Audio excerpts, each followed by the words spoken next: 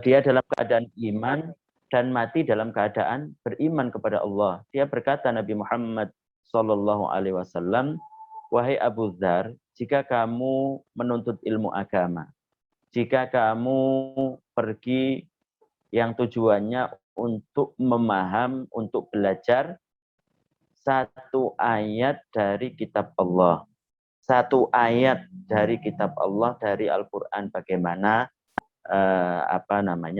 cara memaham ayat ini sesuai dengan yang diinginkan oleh baginda Nabi, sesuai yang diinginkan oleh Allah Subhanahu wa taala, sesuai dengan apa yang ditafsirkan, dipahami oleh para ulama-ulama dulu. Orang yang pergi ataupun ia itu tujuannya adalah belajar. Orang yang belajar satu ayat dari kitab Allah Subhanahu wa taala, paham tentang kitab Allah, itu lebih baik. Berarti kalau lebih baik itu lebih banyak pahalanya daripada dia sholat 100 rakaat. Jadi kata Nabi SAW, ya Abadzar, la antak dua fatata'allama ayatan min kitabillahi khairun min antusolliya mi'ata raka'ah. Jadi wahai Abu Dzar, jika kamu pergi ataupun jika kamu belajarnya itu untuk memaham satu ayat dari kitab Allah Subhanahu wa taala, yaitu Al-Qur'an. Bagaimana memaham kitab Allah, bagaimana memaham satu ayat dari kitab Allah sesuai yang diinginkan oleh baginda Nabi Shallallahu alaihi wasallam, sesuai yang diinginkan oleh para ulama-ulama, maka itu lebih baik, lebih banyak pahalanya daripada 100 rakaat yang sunnah. Daripada orang sholat 100 rakaat yang sunnah. Kemudian dilanjutkan dalam hadisnya, kalau kamu pergi ataupun kamu belajar untuk memaham satu bab itu seperti bagaimana seseorang cara mandi yang benar, bagaimana cara seseorang itu wudhu dengan benar, bagaimana seorang sholat itu dengan benar, bagaimana cara membersihkan seseorang dirinya dari najis dengan benar. Paham satu bab, itu katanya belajar bagaimana memaham satu bab dari ilmu agama, itu lebih baik, lebih banyak pahalanya daripada 1000 rakaat, daripada sholat 1000 rakaat yang sunnah. Coba bayangkan, siapa di antara kita yang pernah sholat 1000 rakaat sehari semalam? Kan nggak ada. Siapa di antara kita yang pernah sholat umpamanya 500 rakaat? Kan nggak ada. Biasanya memang nggak ada. Alhamdulillah mungkin ada yang seperti ulama-ulama dulu. Alhamdulillah kita bersyukur dan kita doakan senantiasa sehat dan melaksanakan ketaatan, selalu melaksanakan ketaatan kepada Allah. Siapa yang mampu untuk sholat 100 rakaat? Itu nggak ada dari kita. Kadang untuk sholat wajib saja kita masih malas, menunda-nunda. Dan itu kalau menunda-nunda sampai waktu sholatnya itu keluar, sholat zuhur ditunda sampai masuk waktu sholat asar. Maka itu dosa besar kalau tanpa uzur. Tidak ada dari kita itu yang bisa sholat umpamanya mencapai sholat 100 rakaat sehari semalam. 50 rakaat, enggak ada. 20 rakaat umpamanya. Itu mungkin jarang-jarang ada.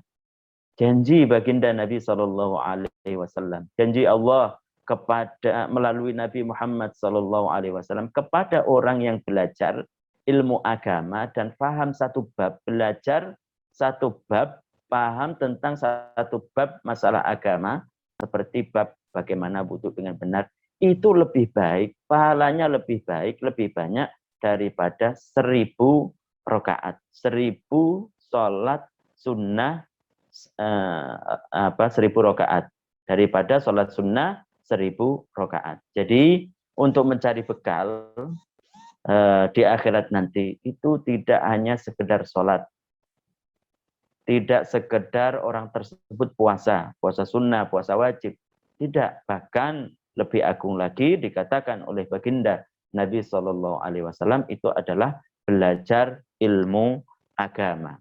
Belajar ilmu agama. Bahkan diceritakan bahwasanya Nabi Shallallahu Alaihi Wasallam juga pernah bersabda, "Man kharaja fi sabilillahi, man kharaja fi talabil ilmi, fa huwa fi sabilillahi hatta yarji." Orang yang keluar tujuannya untuk mencari ilmu agama, maka seakan-akan dia seperti orang yang membela agama Allah, berperang dengan orang-orang yang memusuhi agama Allah Subhanahu wa taala, yaitu mati syahid. Orang yang syahid. Kenapa? Karena dengan ilmu agama tersebut dia bisa membentengi dirinya dari gangguan-gangguan setan. Seperti halnya orang yang berperang menegakkan agama Allah, dia mempunyai senjata, membela agama Allah, kemudian membunuh orang-orang yang memusuhi Islam. Jadi seperti orang yang mati syahid, orang yang pergi tujuannya untuk menuntut ilmu agama. Itu pahala yang sangat agung, karena salah satu keistimewaan orang yang mati syahid, perlu diketahui, mati syahid yang benar, dan ini perlu ada ilmunya tentu, itu adalah orang tersebut jasadnya tidak termakan oleh tanah, dan ruhnya itu langsung ke surga. Itu kan keistimewaan yang tidak didapat oleh semua orang. Makanya seperti pengajian-pengajian seperti ini, selain juga kita menambah ilmu agama, juga sebagai bekal, mencari bekal di akhirat nanti. Jadi sekali lagi, mencari bekal di akhirat nanti itu tidak sekedar orang itu sholat. Belajar ilmu agama itu juga lebih penting bahkan. Supaya apa? Supaya bisa mengatakan bahwasanya sholat kita itu benar. Jadi sekedar orang sholat tanpa didasari ilmu agama, belum tentu sah sholatnya menurut pandangan-pandangan orang yang belajar ilmu agama. Terutama tentang ilmu yang berkaitan dengan mengenal Allah Subhanahu wa taala, mengenal Rasulnya. Jadi kita lanjutkan bahwasanya kemarin kita sudah menjelaskan tentang ringkasan-ringkasan dari penjelasan yang kita jelaskan, yaitu bahwasanya Allah Subhanahu wa taala itu mempunyai sifat 13 yang wajib diketahui oleh setiap mukallaf. Wajib untuk diketahui oleh setiap mukallaf, dan diketahuinya itu bukan secara lafaz saja, bukan lafaz yang dimaksud, tapi secara makna. Secara makna. Artinya ketika orang tersebut itu meyakini bahwasanya Allah Subhanahu wa taala kuasa, meskipun dia tidak hafal kata-kata qadirun dalam bahasa Arab, tapi dia dalam hatinya yakin bahwasanya yang namanya Tuhan itu harus berkuasa. Itu yang dimaksud. Jadi wajib. Pertama kemarin kita jelaskan al-wujud, kemudian al-wahdaniyah, kemudian al-qidam, al-azaliyah. Jadi wujud Allah Ta'ala ada. Kemudian al-wahdaniyah Allah Ta'ala Esa. Artinya Esa tidak ada sekutu bagi Allah. Al-azaliyah atau al-awwaliyah. Al-azaliyah atau al-awwal maksudnya. Al-azaliyah. Al-qidam, al-azaliyah atau al-awwal maksudnya adalah Allah Ta'ala ada, tidak didahului dengan ketiadaan. Kemudian al-baqa, Allah Ta'ala kekal, tidak akan punah. Kita sudah sebutkan dalil-dalil masing-masing kemarin. Wa qiyamuhu binafsihi atau al-qayyum. Qiyamuhu binafsihi itu adalah al-qayyum, yaitu apa? Yaitu Allah Ta'ala tidak butuh kepada makhluknya kemarin. Kemudian al-qudrah, Allah Ta'ala kuasa atas menciptakan makhluknya dan meniadakan makhluknya. Kemudian al-iradah, yaitu Allah Ta'ala maha berkehendak. Kita sudah jelaskan kemarin tentang dalil-dalilnya. Kemudian al-ilmu, yaitu Allah Subhanahu wa Ta'ala maha mengetahui. As-sama, Allah Ta'ala maha mendengar. Al-basar, Allah Ta'ala maha melihat. wal hayat, Allah Ta'ala maha hidup. Kemudian al-kalam, Allah Ta'ala maha berfirman, maha berkalam.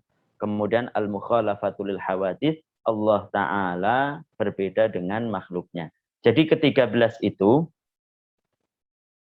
ke-13 tersebut wajib diketahui oleh semua orang mukallaf. Kita kalau sudah membicarakan tentang mukallaf berarti nanti takrifnya, definisinya kembali kepada mukallaf yang kemarin. Orang yang ada 3 perkara padanya, akil, berakal, balik telah sampai kepadanya dakwah Islam. Itu wajib bagi dia untuk mengetahui 13 ini. Akan tetapi sekali lagi 13 ini bukan membatasi sifat Allah Subhanahu wa ta'ala. Karena sifat Allah ada yang lebih dari 13 ini. Ada yang lain maksudnya. Intinya semua sifat Allah Subhanahu wa ta'ala, semua nama Allah itu menunjukkan kesempurnaan dan layak bagi Allah Subhanahu wa ta'ala. Kenapa di sini itu disebutkan 13? Atau dalam kitab-kitab yang lain itu adalah 20. Kenapa? Kalau yang 30, 20 itu kan pengulangan intinya. Seperti al-ilmu kaunuhu aliman. Jadi Allah Ta'ala disifati dengan sifat ilmu, mengetahui. Allah Subhanahu wa Ta'ala itu mempunyai sifat ilmu. Gitu. Jadi pengulangan. Makanya kita tetapkan sifat 13. Kenapa wajib untuk diketahui oleh setiap orang mukallaf yang muslim? Karena di situ sering diulangi dalam Al-Quran, baik secara teksnya ataupun secara arti. Kemarin sudah kita sebutkan secara arti seperti afillahi syak. Allah Ta'ala ada dan adanya Allah tidak ada keraguan tentangnya. Dan Allah tidak ada keraguan tentangnya, tentang adanya Allah. Tidak ada dalam Al-Quran ataupun hadis Allahu mawjudun, Allahu wujudun. Enggak ada kata-katanya. Tapi dalam Al-Quran disebutkan afillahi syakkun. Tidak ada keraguan tentang adanya Allah. Itu secara arti. Kalau secara teks itu seperti al-qudrah, qadirun. Seperti firman Allah, innallaha ala kulli syai'in qadir. Kemudian secara artis seperti umpamanya dalil tentang bahwasanya Allah Subhanahu wa Ta'ala itu tidak membutuhkan kepada makhluknya. Sifatnya adalah qiyamuhu binafsihi. Qiyamuhu binafsihi atau al-qayyum. Tapi memakainya adalah fa innallaha ghaniyun 'anil 'alamin. Fa innallaha ghaniyun 'anil 'alamin. Allah Maha tidak membutuhkan kepada makhluknya. Jadi begitu. Jadi 13 ini kenapa di situ wajib bagi kita untuk mengetahuinya, untuk mengetahui itu sekali lagi bukan secara teks, bukan secara lafaz. Wujud, qidam, baqa, qiyamuhu binafsi wal qudrat iradat, ala ilmu sama basar. Bukan itu yang dimaksud. Akan tapi yang wajib itu secara makna. Artinya ketika kayak orang-orang tua dulu kita, itu kan mungkin nggak hafal, mungkin ada yang hafal, ada yang tidak hafal sekali lagi. Dari di antara mereka mungkin ada yang tidak hafal ketika dikatakan wujud, ketika dikatakan qidam, suruh menyebutkan wujud qidam, ada yang tidak hafal. Akan tetapi mereka ketika dikatakan, ketika mereka itu mendengar bahwasanya dikatakan kepada nenek ataupun kakek kita, dikatakan kepadanya yang tidak hafal tersebut, dikatakan kepadanya umpamanya Allah Ta'ala itu punya telinga seperti kita. Mereka tidak akan percaya, tidak akan. Bahkan dilarang bahwasanya itu bukan Tuhan kamu. Dikatakan begitu. Mereka menolak seperti itu. Walaupun mereka itu tidak hafal tentang wujud. Tapi ketika dikatakan kepada mereka tentang sifat-sifat makhluknya dinisbatkan kepada Allah, mereka tidak terima. Itu maksudnya. Jadi tidak harus orang itu wujud hafal secara teksnya, secara lafadznya. Tapi yang dimaksud di sini adalah secara makna. Kemudian karena sifat-sifat yang 13 ini seringkali disebutkan dalam teks-teks syariat Al-Quran dan hadis, maka para ulama mengatakan wajib atas setiap mukallaf. Wajib aini, jadi wajib aini bagi setiap per individu, bagi setiap orang-orang mukallaf yang muslim, itu wajib. Jadi ada wajib aini, ada wajib kifayah. Kalau wajib aini itu seperti sholat 5 waktu, itu kan. Kemudian ada lagi seperti menuntut ilmu agama yang doruri, itu wajib aini. Wajib, tidak boleh diwakilkan. Puasa Ramadan itu kan wajib aini. Wajib bagi setiap individu yang memenuhi persyaratan itu untuk melakukan sholat ataupun puasa. Tapi kalau tidak bisa diwakilkan, saya wakil kepada si Zaid karena saya lagi sakit umpamanya, saya tidak sholat, diwakilkan ke Zaid, nggak bisa. Tapi kalau umpamanya yang lain fardu kifayah, wajib kifayah, itu kewajiban yang kalau sebagiannya itu sudah melaksanakan dan memenuhi persyaratan dianggap cukup, maka yang lain itu gugur dosanya. Seperti apa? Seperti umpamanya sholat jenazah, kemudian mengetahui nasab Nabi Shallallahu Alaihi Wasallam sampai Adnan umpamanya, banyak lagi yang lainnya. Intinya kalau sudah melaksanakan, dilaksanakan oleh sebagian orang dan memenuhi persyaratan dan dianggap cukup, maka yang lainnya itu tidak berdosa. Makanya di sini wajib bagi setiap orang untuk mengetahui sifat Allah yang 13 ini.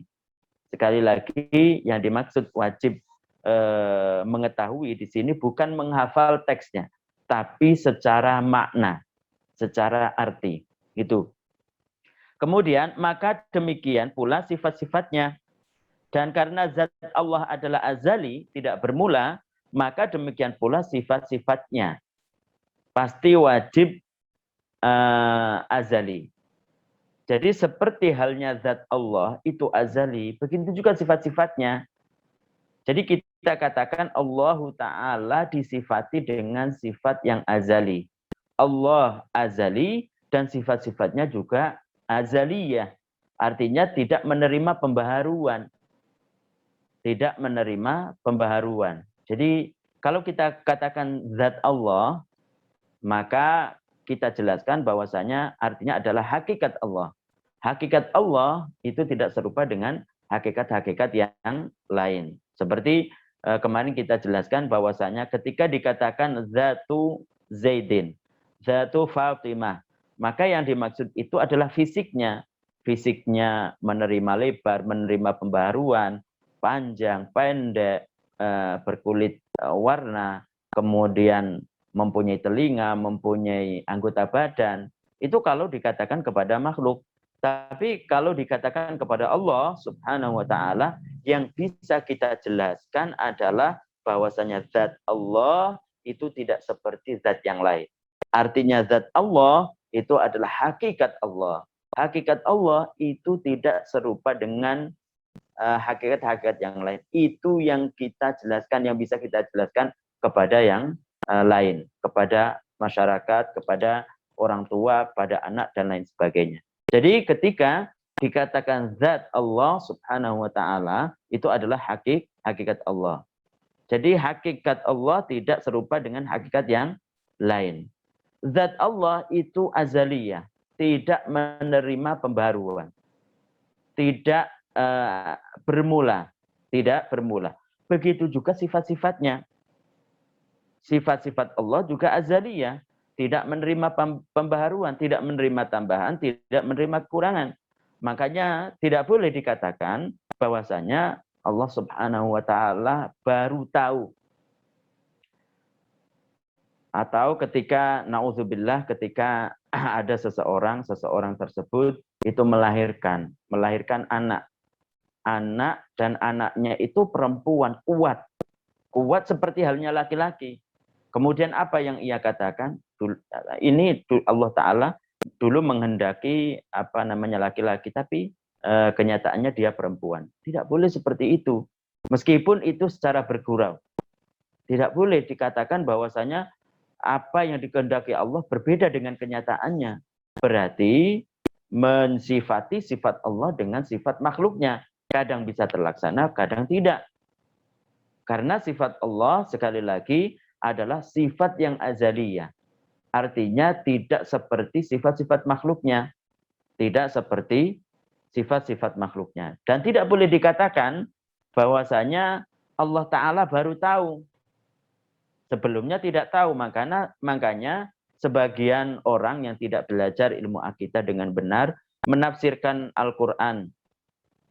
Dalam Al-Quran itu ada ayat Al-ana khaffafallahu ankum wa alima anna fikum dha'fa. Al-ana khaffafallahu ankum wa alima anna fikum dha'fa. Artinya katanya dia, Allah Ta'ala baru tahu bahwasanya di antara kalian itu ada yang lemah. Makanya apa? Makanya diringankan hukumnya.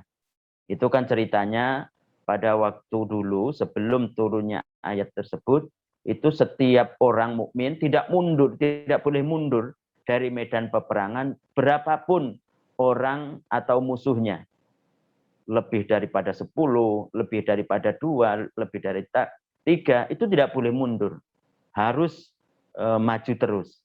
Kemudian diringankan oleh Allah Subhanahu wa Ta'ala, setiap satu orang itu lawannya adalah 2. Kalau lebih itu boleh bagi dia untuk mundur dari peperangan. Tidak dosa besar, bukan yang dinamakan dosa besar, yaitu termasuk dosa besar nanti kita jelaskan adalah mundur dari peperangan, lari dari peperangan karena akan menyebabkan yang lain itu menjadi takut, akan mengakibatkan kekalahan di kalangan orang muslim. Itu kalau lari dari peperangan itu termasuk dosa besar. Lah, tapi kalau umpamanya musuhnya berlipat ganda, ya boleh kita untuk lari, tidak dosa besar. Makanya di sini kalau masih 1 lawan 2, maka kalau lari itu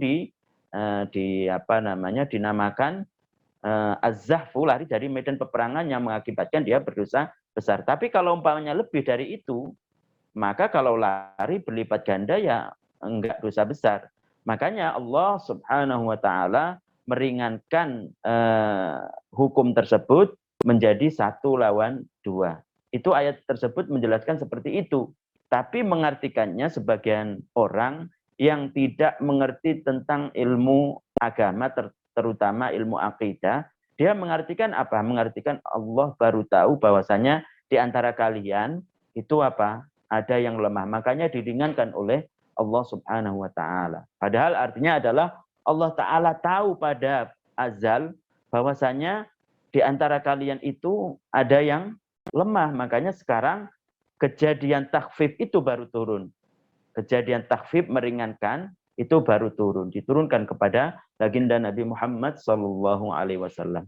Jadi meringankan itu baru turun. Jadi yang baru turun itu adalah takhfifnya.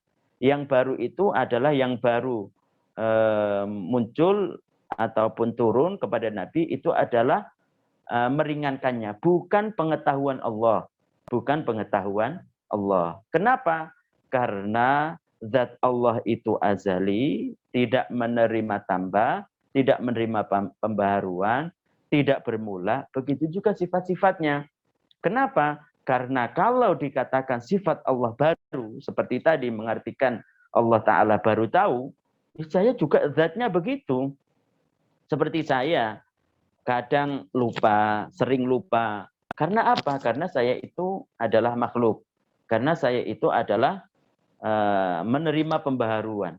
Karena sifat-sifat yang ada pada diri saya itu baru, berarti saya itu adalah baru. Itu.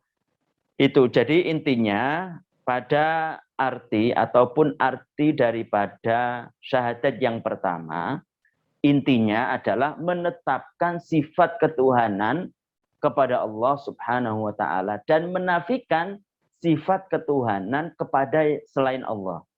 Itu intinya. Sedikit kata-katanya tapi artinya banyak. Seperti umpamanya ketika ada seseorang mengatakan bahwasanya alam ini ada yang azali. Alam ini ada yang tidak didahului dengan ketiadaan. Berarti menetapkan sifat ketuhanan kepada selain Allah. Karena ada sesuatu yang tidak bermula. Itu kan? Berarti itu menetapkan sifat ketuhanan kepada selain Allah subhanahu wa ta'ala. Berarti orang tersebut itu bertentangan dengan dua kalimat syahadat. Bertentangan dengan syahadat yang pertama. Karena arti dari syahadat yang pertama itu adalah menetapkan sifat ketuhanan, menetapkan ketuhanan kepada Allah dan menafikan, mentiadakan ketuhanan kepada selain Allah subhanahu wa ta'ala. Seperti umpamanya orang yang mengatakan meyakini bahwasanya Allah ta'ala ada di atas. Berarti apa? Berarti menetapkan sifat makhluk kepada Allah. Bukan menetapkan sifat ketuhanan kepada Allah subhanahu wa ta'ala. Karena apa? Karena yang namanya Tuhan itu tidak akan butuh. Sesuatu yang butuh kepada tempat berarti itu kan lemah. Yang lemah tidak bisa dijadikan Tuhan. Seperti orang yang mengatakan meyakini bahwasanya Allah Ta'ala ada di arah kanan, atau di arah kiri, atau di arah depan, atau di arah belakang, atau di arah bawah. Maka orang tersebut berarti menetapkan sifat makhluk kepada Allah. Bukan menyifati Allah dengan sifat ketuhanan. Bukan menyifati Allah dengan sifat ketuhanan. Kenapa? Karena yang namanya ada di kanan, karena ada yang di kiri, sesuatu yang ada di kiri, ada berhadap-hadapan, berhadapan kayak saya dengan seseorang di depan saya, itu kan berhadapan-hadapan. Itu kan sifat saya.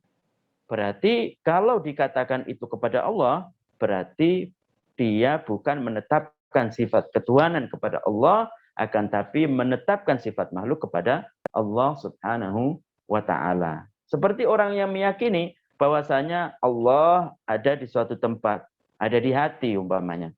Allah katanya menyatu dengan makhluknya. Berarti itu kan menyifati Allah dengan sifat makhluknya, bukan menetapkan sifat ketuhanan kepada Allah. Berarti orang yang tersebut itu bertentangan dengan syahadat yang pertama. Orang tersebut berarti telah bertentangan dengan syahadat yang pertama. Jadi sekali lagi bahwasanya arti dari syahadat yang pertama menetapkan ketuhanan, sifat ketuhanan kepada Allah dan menafikan sifat ketuhanan kepada selain Allah subhanahu wa ta'ala. Sifat ketuhanan, wujudnya Allah tidak serupa dengan sesuatu yang ada yang lain. Allah ada, adanya Allah tidak seperti sesuatu yang ada yang lain. Itu dan lain sebagainya yang telah kita jelaskan. Jadi itu kalau orang faham seperti ini, orang faham tentang syahadat yang pertama, tentu dia tidak akan terima kepada orang yang datang kepadanya, kemudian dia membawa ayat, membawa hadis. Ayatnya berbunyi, umpamanya ayatnya berbunyi, Aamintum man fis sama. Tidaklah kalian beriman kepada Allah yang di langit, katanya. Kita katakan, kalau dia belajar, kalau dia paham tentang ilmu akidah, lah langit itu kan buatan Allah. Kenapa Allah Ta'ala butuh kepadanya? Kemudian orang tersebut mengatakan kepada kita, lah kamu tidak percaya tentang ayat ini. Berarti kamu bisa keluar dari Islam. Kita katakan kepadanya, ayatnya benar, tapi pemahamannya yang salah. Itu kita katakan begitu. Kenapa? Karena ayat yang lain mengatakan, laisa kamitslihi syai', bahwasanya Allah tidak serupa dengan makhluknya. Kalau dikatakan Allah Ta'ala ada di langit, berarti ayat ini bertentangan. Kalau bertentangan antara satu ayat dengan ayat yang lain, itu bukan dari Allah berarti. Firman itu bukan dari Allah berarti, karena ada bertentangan. Karena dalam Al-Quran sendiri Allah menegaskan, afala yatadabbarunal Qur'ana. Tidaklah kalian berpikir tentang Al-Quran. afala yatadabbaruna al-Qur'ana walau kana min 'indi ghairillah lawajadu fi ikhtilafan katsira. Seandainya Al-Qur'an itu datang dari selain Allah, niscaya akan kamu dapati tentang pertentangan di dalamnya. Karena ini adalah dari Allah, Al-Quran itu dari Allah, kalam Allah subhanahu wa ta'ala, makanya tidak akan ada pertentangan. Kalau dikatakan satu ayat, artinya itu adalah Allah ada di langit, berarti itu bertentangan dengan ayat laisa kamitslihi syai'. Allah tidak serupa dengan makhluknya. Kan langit itu kan bikinan Allah. Kalau dikatakan Allah itu ada di langit, berarti Allah butuh pada bikinannya. Kalau butuh itu lemah, yang lemah itu tidak bisa dijadikan Tuhan. Itu kan sifat kita, sifat yang butuh kepada tetangga, sifat yang butuh kepada saudara, sifat yang butuh kepada orang-orang lain. Kita tidak bisa hidup sendiri, harus butuh kepada tetangga, harus butuh kepada saudara, karena memang sifat dan tabiat manusia itu adalah membutuhkan. Kalau dikatakan Allah subhanahu wa ta'ala butuh, berarti apa bedanya dengan kita? Kita katakan begitu. Siapapun itu orangnya, entah itu punya sorban.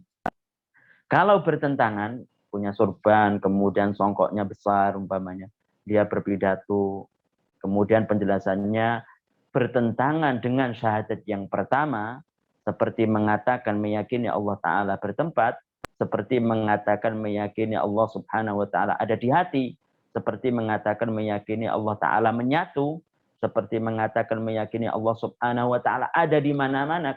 Karena kata dia, Allah Ta'ala berfirman, wa huwa ma'akum aina ma kuntum. Dimanapun kalian berada, disitulah ada Allah. Na'udzubillah. Kemudian ketika kita jawab bahwasanya itu bukan sifat Allah, dia mengatakan kepada kita, kamu berarti tidak percaya dengan Al-Quran. Kita katakan, saya percaya dengan Al-Quran, tapi pemahaman kamu yang tidak kita percaya. Karena ada ayat lain, laisa kamitslihi syai', bahwasanya Allah tidak serupa dengan makhluknya. Jadi sekali lagi, para jamaah sekalian, tentunya orang yang paham tentang ilmu akidah, ilmu tauhid, tentang ayat laisa kamitslihi syai', bahwasanya Allah tidak serupa dengan makhluknya, tentu dia tidak akan percaya orang-orang yang menyekutukan Allah, orang-orang yang mengatakan Allah Ta'ala ada di tempat, meskipun mereka membawa ayat, meskipun mereka membawa hadis, meskipun mereka membawa kalam-kalam petinggi mereka. Jadi ingat bahwasanya antara ayat dengan ayat tidak akan saling bertentangan. Antara ayat dengan hadis itu kalau hadisnya benar dari Rasul itu tidak akan bertentangan. Saling saling mendukung antara satu ayat dengan yang lain. Antara hadis yang sahih itu benar-benar datang dari Nabi dengan ayat itu saling mendukung secara artinya. Secara maknanya itu saling mendukung.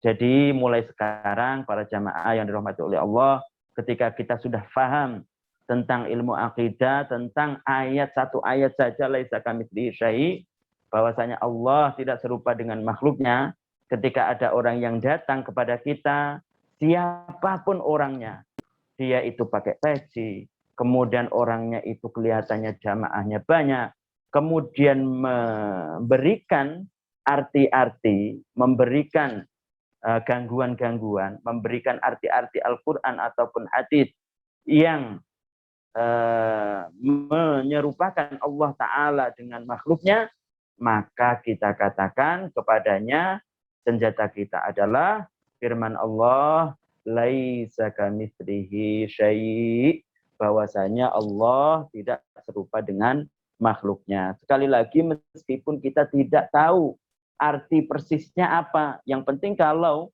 ayat ataupun hadis itu diartikan dengan pengertian bahwasanya Allah serupa dengan makhluknya, kita ada senjata yaitu firman Allah, kita ada ayat yang tidak akan bisa dikalahkan dengan yang lain, yaitu firman Allah, laisa kamitsrihi syai' wa huwas samiul basir. Bahwasanya Allah tidak serupa dengan makhluknya. Nah, itu untuk arti syahadat yang pertama. Sudah jelas bahwasanya menetapkan ketuhanan kepada Allah dan menafikan, mentiadakan ketuhanan kepada selain Allah Subhanahu wa taala. Kemudian kita lanjutkan syahadat yang kedua. Syahadat yang pertama sudah selesai. Syahadat yang kedua, yaitu apa sih arti ketika mengatakan wa asyhadu anna Muhammadar Rasulullah. Dikatakan di sini bahwasanya makna wa asyhadu anna Muhammadar Rasulullah, aku mengetahui, meyakini dan mengakui bahwa Muhammad bin Abdullah Abdul Muttalib bin Abdul Muttalib bin Hashim bin Abdi Manat Al-Qurashi sallallahu alaihi wasallam itu adalah hamba Allah dan utusannya kepada segenap makhluk. Jadi ketika kita mengatakan syahadat yang kedua, wa asyhadu anna Muhammadar Rasulullah, itu artinya kita bersaksi, kita meyakini, kita mengetahui bahwasanya Nabi Muhammad itu putra Abdullah dan putra Abdul Muttalib. Abdullah punya punya ayah namanya Abdul Muttalib. Kemudian bin Hashim bin Abdi Manaf Al-Qurashi. Jadi dari sini itu fardu kifayah kata para ulama untuk mengetahui nasab Nabi. Yang fardu ain itu adalah mengetahui nasab Nabi, itu adalah Muhammad putra Abdullah Al-Qurashi. Itu katanya fardu ain itu. Jadi Nabi Muhammad putra Abdullah dari suku Quraisy. Itu harus kita ketahui. Tapi kalau yang lain itu kata ulama itu fardu kifayah. Nabi Muhammad sallallahu alaihi wasallam itu adalah hamba Allah. Kenapa disebutkan di sini adalah bin Abdullah, bin Abdul Muttalib, kemudian bin Hashim, bin Abdi Manaf, putra Abdullah, putra Abdul Muttalib, putra Hashim, kemudian putra Abdul Manaf. Kenapa disebutkan? Karena ini supaya menjelaskan kepada kita bahwasanya inilah utusan Allah.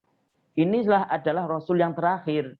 Kenapa? Karena tidak setiap namanya Muhammad itu adalah utusan Allah yang terakhir. Karena dulu itu banyak namanya Muhammad, namanya Ahmad, itu banyak. Tapi Rasul Allah, hamba Allah, utusan Allah yang terakhir, ini adalah ini.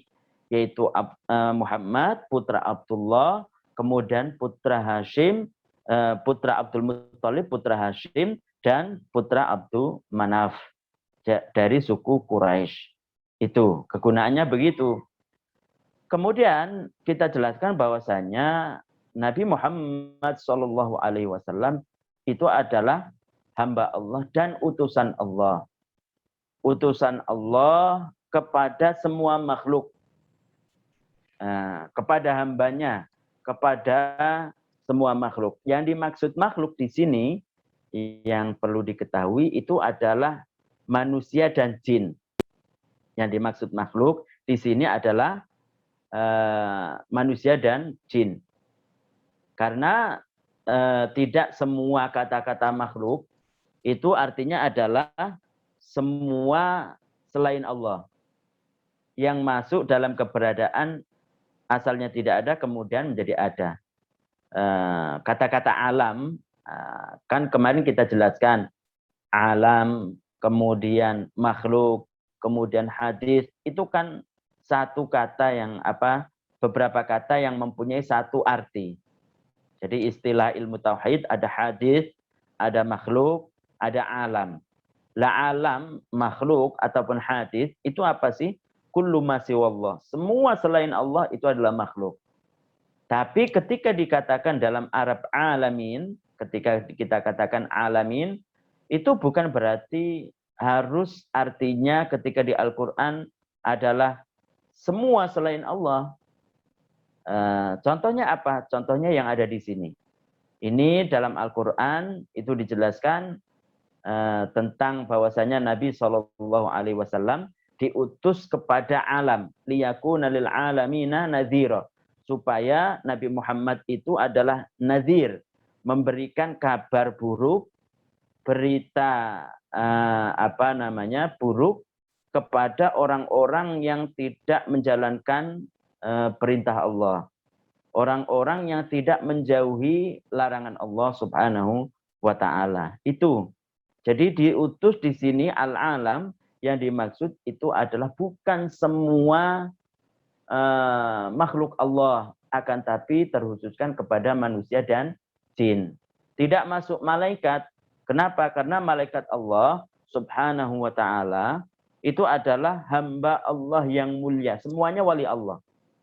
Kenapa? Karena mereka tidak ada satupun di antara mereka, para malaikat, yang bermaksiat kepada Allah. Mereka mempunyai ikhtiar, tetapi ikhtiar mereka itu selalu taat kepada Allah Subhanahu wa taala. Ini penting juga. Kemudian diutus Nabi Muhammad, diikuti keyakinan bahwa Nabi Muhammad lahir di kota Mekah. Di kota Mekah dan diutus menjadi seorang nabi di Mekah. Jadi Nabi Muhammad Shallallahu Alaihi Wasallam itu kota kelahirannya kita semua sudah mengetahui adalah Mekah Al-Mukarramah, Mekah yang mulia, yaitu yang ada Ka'bahnya sekarang. Semoga kita semua diberikan kelancaran sehingga kita bisa menjalankan haji atau umroh ke Mekah ataupun Madinah. Amin, amin ya rabbal alamin. Jadi itu Mekah itu adalah kota kelahiran baginda Nabi Shallallahu Alaihi Wasallam. Nabi Muhammad itu dilahirkan di kota Mekah dan diutus itu juga di kota Mekah. Diutus artinya turun kepadanya wahyu. Itu maksudnya itu adalah Nabi Muhammad itu berdomisili di kota Mekah. Jadi kan begini, Nabi Muhammad Shallallahu Alaihi Wasallam menerima wahyu itu kan di Gua Hiro.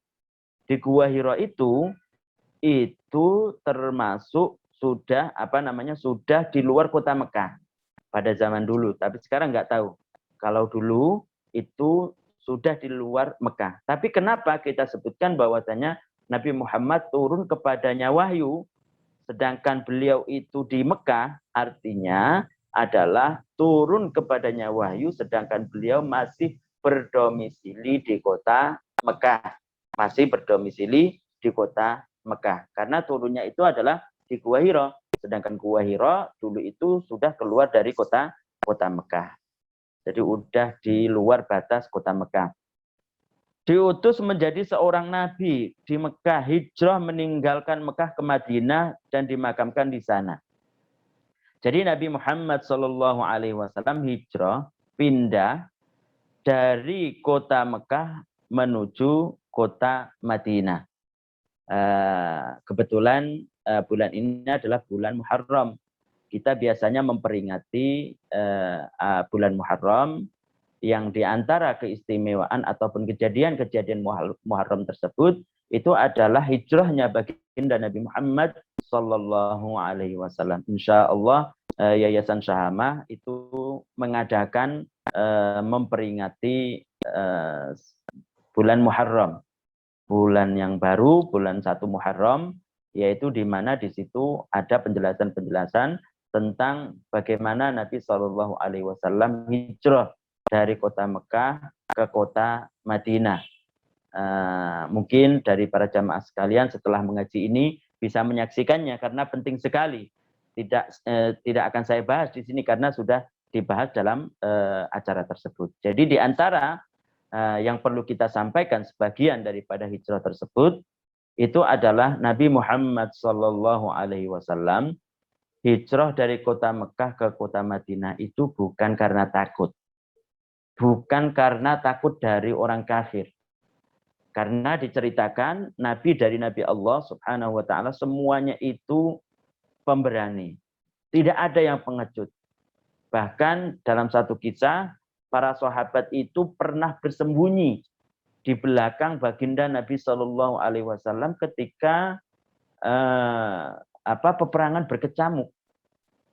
Bersembunyi di belakang baginda Nabi Shallallahu Alaihi Wasallam sampai beliau terluka.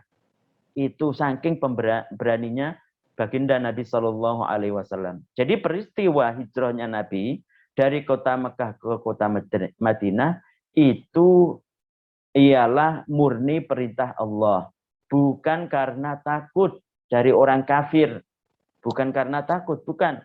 Akan tapi itu murni dari perintah Allah Subhanahu wa Ta'ala.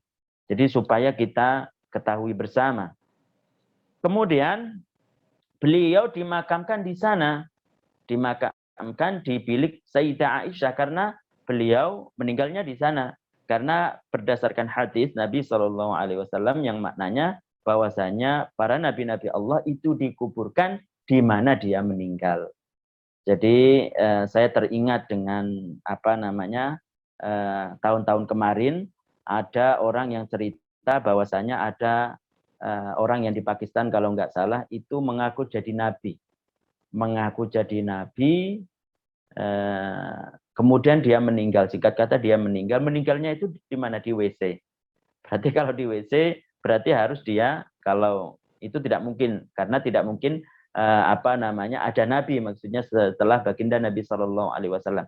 Dia katanya meninggal di WC, berarti kan harus dikuburkan di WC. Karena berdasarkan hadis bahwasanya Nabi itu dikuburkan di mana dia meninggal. Begitu juga baginda Nabi Muhammad Sallallahu Alaihi Wasallam, beliau meninggal di bilik Aisyah, yaitu di kota Madinah, dan tentunya dimakamkan di sana, di bilik Sayyidah Aisyah radhiyallahu anha. Kemudian kita lanjutkan bahwasanya termasuk itu dari arti syahadat yang kedua. Syahadat yang kedua yaitu kita percaya, kita mengetahui, kita meyakini, kita mengetahui bahwasanya Nabi Muhammad Shallallahu Alaihi Wasallam putra Abdullah, kemudian putra Abdul Muttalib, putra Hashim, kemudian putra Abdi Manaf Al-Qurashi, itu adalah hamba Allah, diutus kepada makhluk. Siapa makhluk tersebut? Manusia dan jin, bukan semua makhluk Allah Subhanahu wa Ta'ala. Tidak masuk malaikat, karena malaikat itu semuanya adalah hamba-hamba yang mulia. Kemudian termasuknya adalah kita percaya bahwasanya Nabi Muhammad dilahirkan di kota Mekah. Kemudian beliau hijrah ke kota Madinah dan meninggal di sana. Termasuk cakupan dari arti syahadat yang kedua, itu adalah meyakini bahwa Nabi Muhammad itu jujur dalam segala berita yang ia bawa dan disampaikan dari Allah. Semua nabi dari Nabi Allah itu tidak ada yang berbohong. Semuanya jujur. Nabi Adam, Nabi Idris, Nabi Sith, Nabi Nuh, Nabi Ibrahim, Nabi Ilyas, kemudian Nabi Musa, Nabi Isa, Nabi Muhammad, semuanya sifatnya adalah jujur. Jadi tidak benar dikatakan bahwasanya Nabi Ibrahim itu pernah berbohong. Memang pernah, memang ada, maksudnya ada hadis yang artinya begini, bahwasanya kadzaba Ibrahimu salasa kadzabatin, katanya. Nabi Ibrahim pernah berdusta 3 kali dustaan. Padahal kata para ulama, hadis tersebut itu tidak benar, tidak sahih. Ataupun ketika benar, itu artinya bukan begitu, bukan berdusta. Berdusta kemarin apa? Berdusta kemarin itu dikatakan dalam bab tasawuf, dalam bab akhlak apa? Memberitakan sesuatu yang berbeda dengan kenyataan. Al-ikhbaru bi khilafil waqi'. Memberitakan sesuatu yang berbeda dengan kenyataan. Salah satunya apa dalam hadis tersebut dikatakan bahwasanya Nabi Ibrahim ketika ditanya tentang istrinya oleh raja yang zalim. Ditanya, ini siapa? Nabi Ibrahim menjawab, hadihi ukhti. Ini adalah saudariku. Para jamaah yang dirahmati oleh Allah Subhanahu wa Ta'ala, orang yang menetapkan, para ulama yang menetapkan hadis ini adalah hadis benar dari baginda Nabi Sallallahu Alaihi Wasallam, Mereka mengatakan bahwasanya yang dimaksud hadihi ukhti itu karena tidak bohong. Kenapa? Karena antara saudara se-Islam itu boleh mengatakan ini saudara saya. Saya dengan jamaah ketemu di jalan. Kita katakan ini adalah saudara saya. Sekarang kan lagi ngetren-ngetrennya ukhti-ukhti gitu kan. Saudari. Maksudnya apa itu? Bukan saudari yang sekandung. Bukan. Bukan saudari yang semahram. Bukan. Akan tapi apa yang dimaksud? Ini adalah saudari se-Islam. Ini adalah saudara se-Islam. Begitu juga apa yang dikatakan oleh Nabi Ibrahim alaihissalam. Karena Nabi dari Nabi Allah subhanahu wa ta'ala itu tidak ada yang berdusta. Karena mereka berbeda dengan makhluk biasa. Allah subhanahu wa ta'ala berfirman, wa kullam faddalna 'alal 'alamin. Setiap masing-masing dari mereka, nabi-nabi Allah, itu diberikan kelebihan daripada makhluk lain selain nabi. Jika mereka itu mempunyai sifat bohong, berarti apa bedanya dengan kita? Apa bedanya kenabian, sifat kenabian dengan kita? Tidak ada bedanya. Makanya tidak mungkin yang namanya bohong itu menjadi sifat Nabi. Semuanya jujur. Semuanya jujur. Para jamaah yang dirahmati oleh Allah Subhanahu wa taala, mungkin untuk sore hari ini sampai di sini pengajian kita, semoga bermanfaat. Insya Allah kita akan lanjutkan pada sesi-sesi berikutnya. Semoga Allah memberikan hidayah, memberikan kekuatan kepada kita sehingga kita selalu intensif, selalu terus-menerus mengikuti pengajian ini. Jadi sekali lagi, kalau kita niatkan karena Allah Subhanahu wa ta'ala, begitu juga saya mengingatkan kepada kita semuanya tentang ikhlaskan niat karena Allah. Mungkin kita tidak tahu kita bisa dibebaskan dari api neraka dengan ketika kita menghadiri pengajian ini karena ikhlas karena Allah Subhanahu wa ta'ala. Tidak ada yang tahu. Sesuai yang kita jelaskan tadi, betapa banyak pahala-pahala yang akan didapatkan oleh orang yang belajar ilmu agama, terutama ilmu yang berhubungan dengan mengenal Allah dan Rasulnya. Mungkin itu yang bisa kami sampaikan. Mungkin ada yang bertanya, silahkan sebelum kita tutup.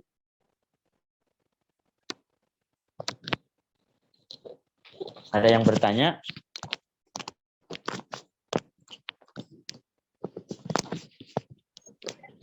Bagi yang ingin bertanya, silakan tulis pertanyaannya di kolom chat.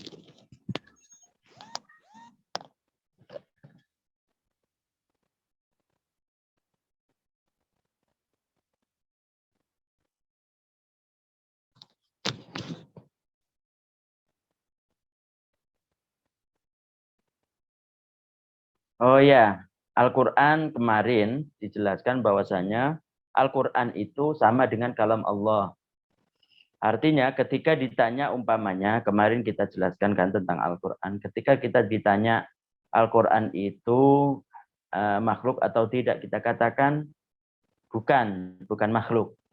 Kenapa? Karena Al-Quran itu ketika diucapkan itu tertujunya kepada sifat. Sifat Allah, kalam Allah. Itu tertujunya begitu. Makanya tidak boleh kita mengatakan Al-Quran itu adalah makhluk Allah Subhanahu wa ta'ala. Kenapa? Karena tertujunya kepada sifat. Tapi ketika kita di majelis ta'lim, kita mempunyai santri, kita jelaskan kepada mereka bahwasanya Al-Quran itu mempunyai dua arti. Dua arti, yang pertama adalah sifat Allah. Berarti kalau sifat Allah itu seperti sifat-sifat yang lain. Tidak menerima tambahan.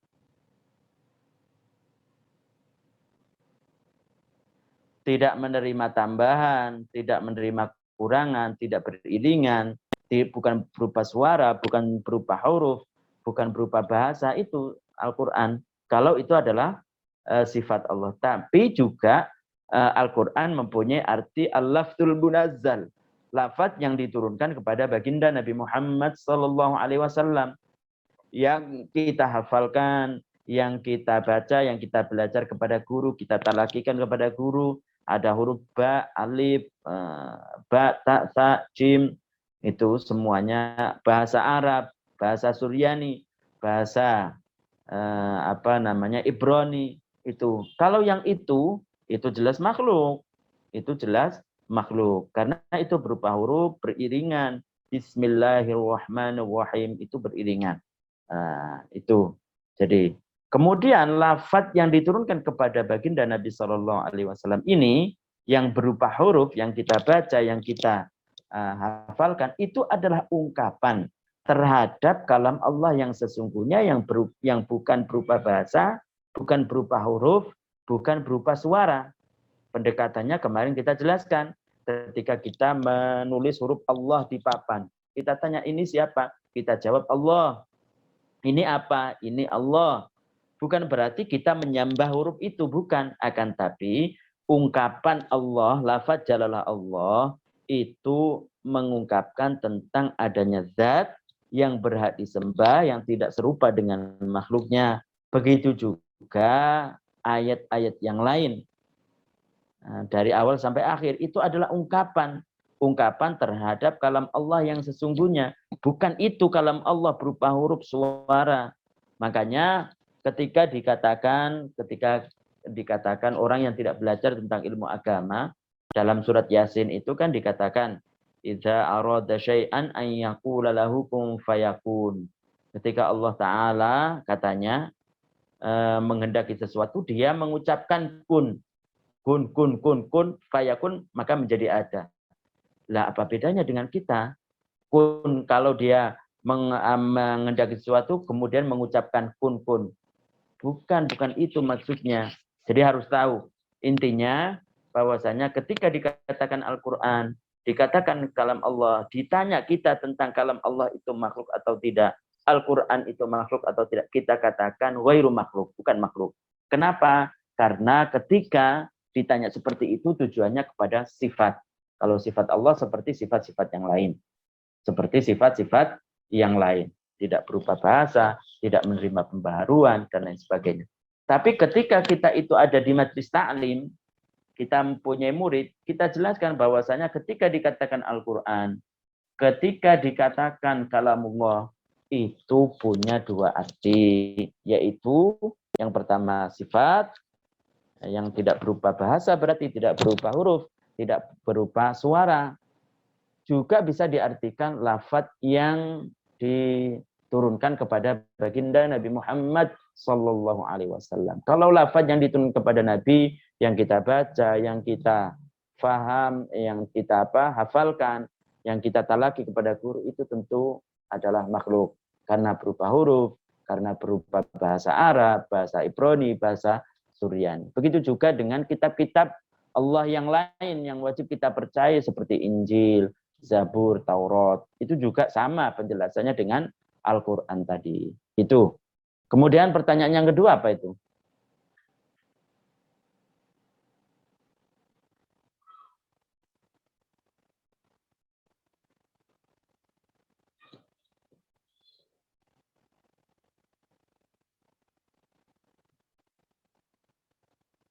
Pertanyaan yang kedua.